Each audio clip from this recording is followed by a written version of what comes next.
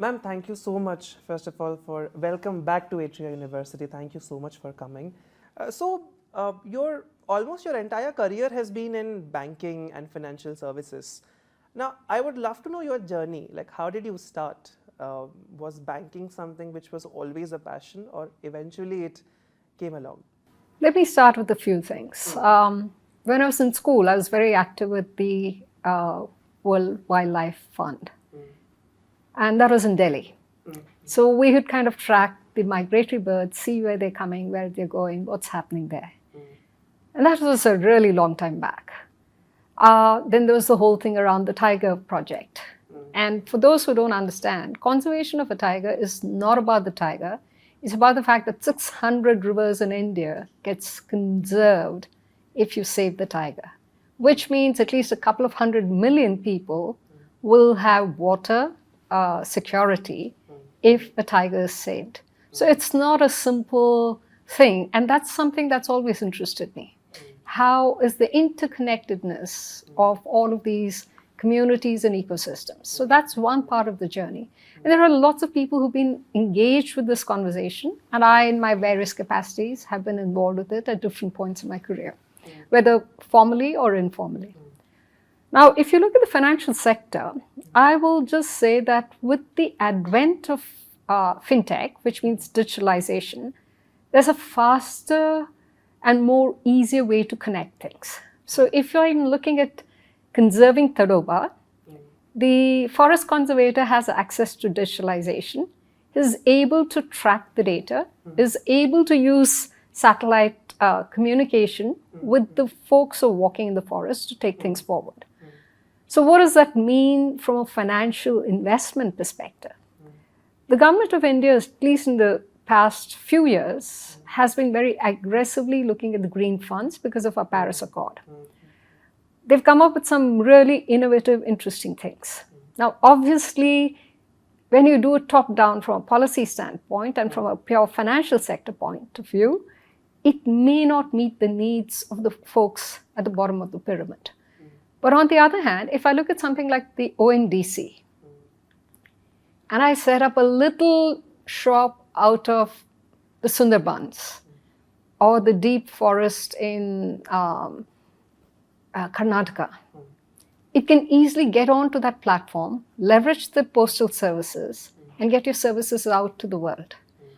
It's supposed to not have the kind of filters that the large e-commerce firms have, which means it is far more democratized. So the question for transformation for the country, it's speeding up very fast. So with the digitalization of the things like UPI, Aadhaar, Jandan, all that has ensured that financial money movement becomes much more easier. And then now you're looking at the physical movement of goods and services from the remotest part, not having to be very concerned about how an e-commerce venture is going to use you. I think there's a lot more happening. Now, are we there yet? No. But this is a journey that's started. And add to that, the third dimension is the agri-tech. When you're looking at agri-tech, there's a lot more financial transformation that's happening in that space. Because, for example, warehouse financing, which was not feasible in the past, is now available far more easily. But you're also having the technology transformation. For example, during last year's Karnataka Manthan, which is a startup evaluation of ideas that came from school and college students, one of them was about watermelon, which is going waste. And can you extract sugar from it? They couldn't find any other country which had done that. So the potential for science, technology, finance, and conservative actions coming together in a completely new way. Because the challenge is you have all of these with an old thought process, but today, can we combine them in a way which is based on trust? Which, let's say, technology with open source has that. How do you build that same kind of mindset of trust across all stakeholders? If you can take that to the future, that will be the sure and major game changer. Ma'am, patenting is something I know you're very passionate about, and I know that you talk a lot about intellectual property rights, Rightly so, and how not just startups but every industry should file a patent. Now, the irony of the interspecies movement situation is the fact that here at Atria we are developing an open source platform for supporting the interspecies movement. Now, do you really think that patenting can help in, let's say, biodiversity conservation or for any movement which leads to a social good? Yes. So, Yes. would love to know more. Yes. So let me give a couple of ideas of some of the things that are happening in the patent world. So I would call myself a patent or rather intellectual property champion more than anything else. I truly believe in open source on one level. I equally believe in protection on the other hand. Sure. So if you look at our traditional communities, they have been preserving lots of practices over the centuries. Correct. How are you going to protect it? So you can do so with GI tagging.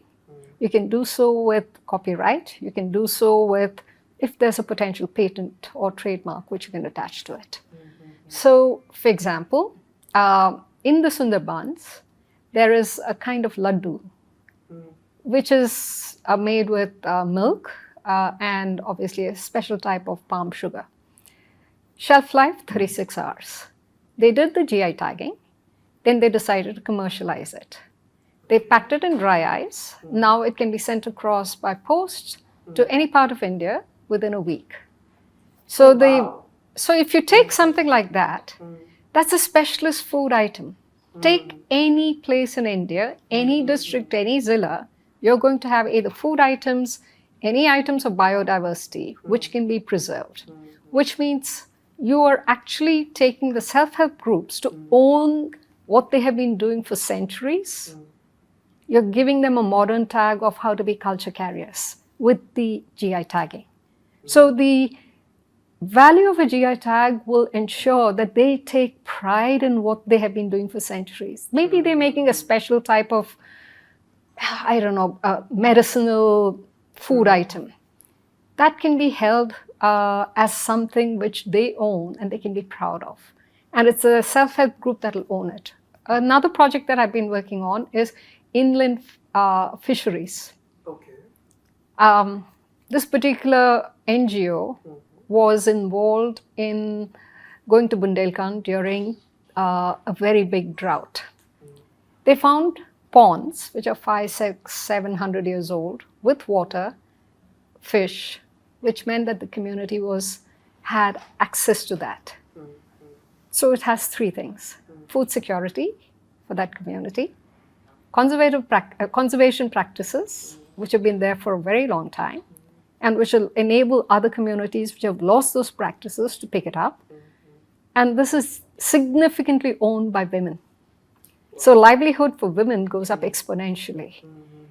They're practicing this kind of effort in Bundelkhand, in Bihar, in Meghalaya, Ratnagiri. So we want to actually capture the data. It's a bit of a work in progress. It's not yet there because they're not used to doing it. But all of these are self-help groups, which means it is community-owned, not by an NGO. The ownership of traditional practices can be maintained, and it addresses three significant issues for the world today. Oh, that is fabulous. I've been thinking so many things.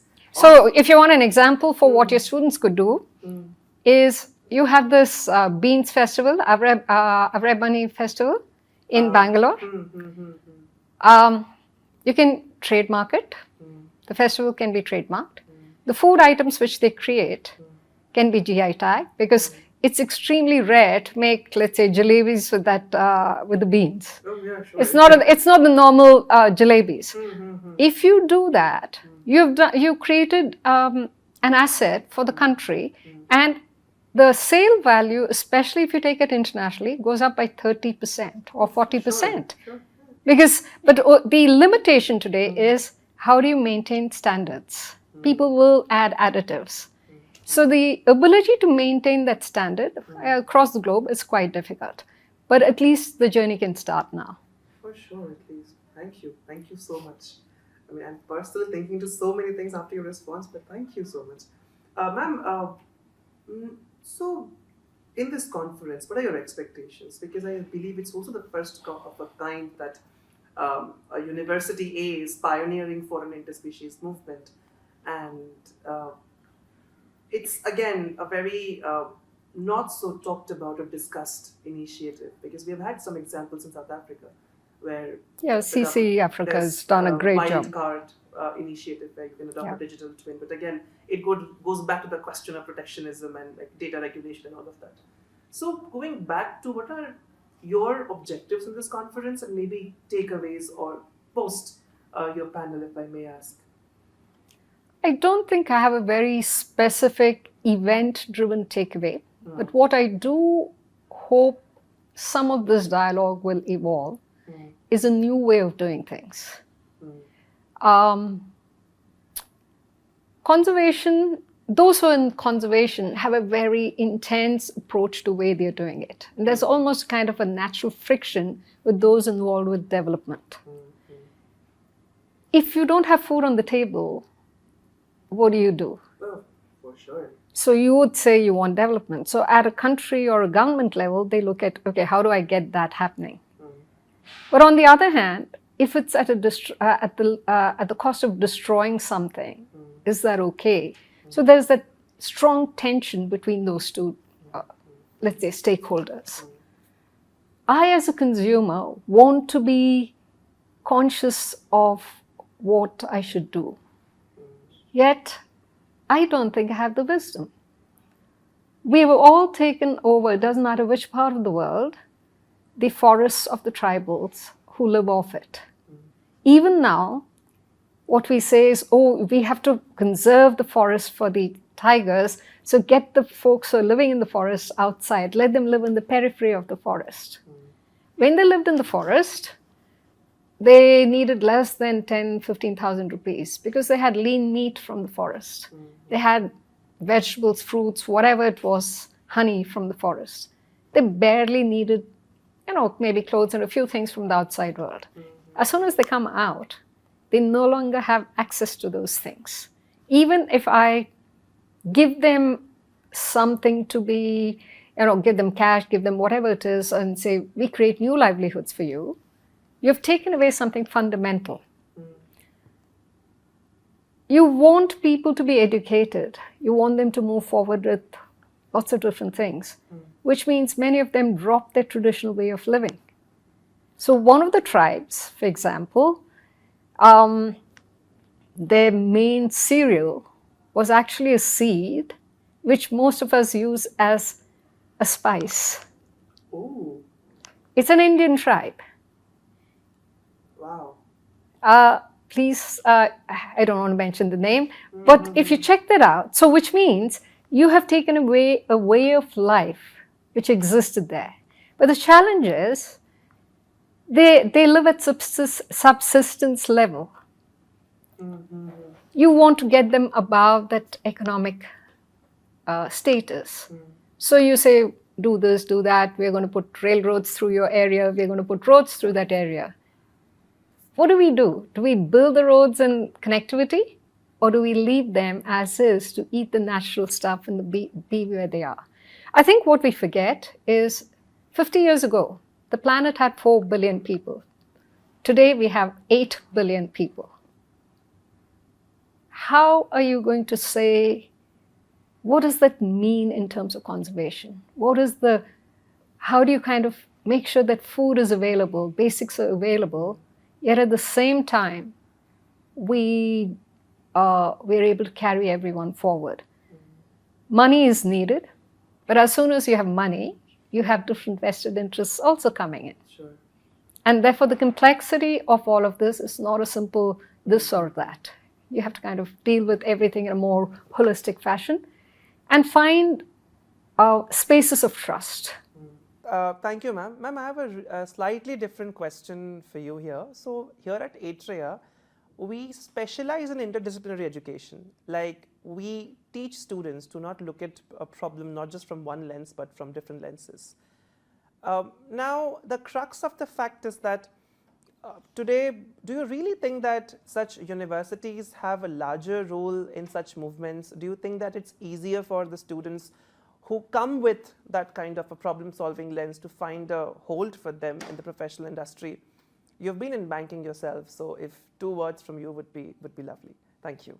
I think it's the most essential requirement for the future. I don't have a traditional education track. I have done stuff which have got nothing to do with what I have studied. I think we overthink the value of what you've studied, especially in undergrad and even masters, as being relevant for most of the jobs we do. Obviously, if you're going to be a quantum scientist, you do need to have the discipline of quantum science, or you are in medicine, you need that training. But if I look at what national education policy has actually called for, is the ability to have this cross multidisciplinary thought process to take it forward. Well, when was it? 10, 15, 12 years ago, the Cluster Innovation Center got set up in Delhi. It was an offshoot from Delhi University.